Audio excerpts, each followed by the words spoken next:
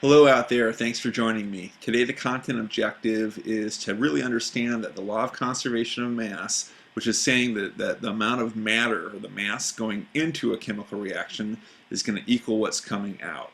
And so if you take a look at this diagram, we've got 300.23 grams of reactants, sodium sulfate and calcium chloride in this case. It doesn't matter what it is. But if that's what we have going into a reaction, here it reacts, this is what we have coming out. And so we can do that on a scale, but when we in chemistry, it's really important that we take a look at the chemical equations too. And so what this lesson is all about is balancing the equation. And what that does is it shows us the number of atoms going in is going to equal the number of atoms going out. Number of atoms in equals number coming out. And so, and think of these equations as just like a recipe, like you do in a kitchen, you know, with chocolate chips and flour and eggs. 2 eggs go into the recipe, 2 eggs come out. And so here we go. Here's how we do it. We're going to look at this first reaction. It's burning methane gas. We do it in the Bunsen burners at school. You've also maybe seen this, people burning open flames on the side of the road because methane gas seeps out of the ground sometimes. It's a potent greenhouse gas, and so we can burn it off and change it to a less potent gas. And we can also get electricity from it. But so anyway, so here's what it looks like. It's CH4 plus O2 yields or produces CO2 gas and water. And so what we're going to do is try and figure out, is this equation balanced? And so our first step to doing this is we got to count up what we've got. And so we're going to make this little T-chart here, if I can get my marker. And I'm just going to write down what we've got. I got a carbon here, I've got hydrogen, and I've got oxygen, right? C, H, and O. And then there's my arrow. So on the other side, in the reactants, notice I've got the same thing. If carbon goes in, carbon comes out. If oxygen goes in, oxygen comes out. So now I've got to count them up. So I can see I've got 1 carbon atom there, 4 hydrogens, because that little 4 subscript number goes with that. It does not go with the carbon. And then I have 2 oxygens, right? Over here, I've got 1 carbon, no carbons there, so a total of 1 carbon on the product side. I've got 2 hydrogens. And then I've got, for oxygen, I've got 2 there, and I've got 1 more here. And the way I know that these are 2 different things is there's a plus sign there. So it'd be carbon dioxide and water. And so 2 there, plus the 1 more here is a total of 3. So you can see carbon's balanced, 1 going in, 1 coming out, but this can't be. If 4 hydrogens goes in, 4's got to come out. And so here's how you do it. The only thing I can do is change the number of molecules going in and out of the equation.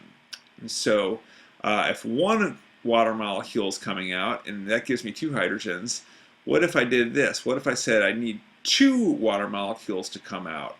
And so now that would be 2 times 2, which is a total of 4. And then I also have to recognize that when I say I want 2 water molecules, I not only change hydrogen, I'm changing oxygen too.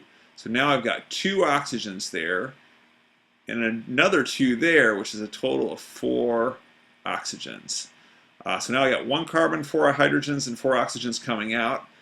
Carbon and hydrogen are good, but if I have 4 oxygens coming out, I need 4 oxygens going in. And so I can go ahead and finish this off by being like, okay, well, how many oxygen molecules do I need to have coming out if each one has 2? And so it's just multiplying. I'm going to put a 2 there. Now I got 2 times 2, which is a total of 4. Now if you look at our numbers, we say it's balanced. And so this is what we're concerned about. That's the balanced equation. Down here, this is just to help you count it up, right? So that's how you do it. So let's go ahead and do another one, since we're having so much fun. So this is another reaction that we love. It's rusting, where I'm from in Minnesota. All the cars are rusting all the time. Here's some rusty nails. I'm sure you've seen this in your life or in the lab. Here's the recipe for rust. Iron plus oxygen turns into iron oxide. But we're going to find out that this is not a balanced equation. It would never work in the kitchen or the lab, just like this. So what we're going to do is we're going to count up what we've got. And I know Fe is 1 element because it's capital F, little e, lowercase e. If it was capital F, big E, that would be a different story, but it's not. And so, and I know O's by itself, that's oxygen. Same thing on this side, Fe, O. I'm going to count them up. I've got one Fe there, that little 2's there, so I got 2, 2, and 3. Okay, so the way I do this, the way I think of it is I usually just go for the first thing that I see that's not balanced, and sometimes I make mistakes, but that's kind of how this stuff goes, right? You got to play with the numbers a little bit. It's like solving a puzzle to get the numbers to work out. But I'm just going to go ahead and say, all right, I got 2 Fe's here. I'm going to go ahead and put 2 Fe's there because Fe travels by itself, and so now Fe is balanced. And so, but here's my mistake. I've got 3 oxygens here. There's no number I can put over here to multiply by 2, no whole number, that would give me 3, right? So if I put a 2 there, then I'm going to have 4 oxygens. I want 3, so I'm stuck. Happens all the time. Here's how you get out of this little situation, and this is really the only thing you got to remember. When you have an odd number and it's your last thing you're trying to balance, you got to get rid of it. You got to make it an even number. And the easiest way to do that is to double it. If you take any odd number and multiply it by 2, it's now an even number. And so if we say we have 2 of these coming out, now we've got 4 irons and 6 oxygens, right? And so, so over here, our first number didn't work. That's why we like using an eraser. Pen can be hard sometimes, right? But so our first number didn't work.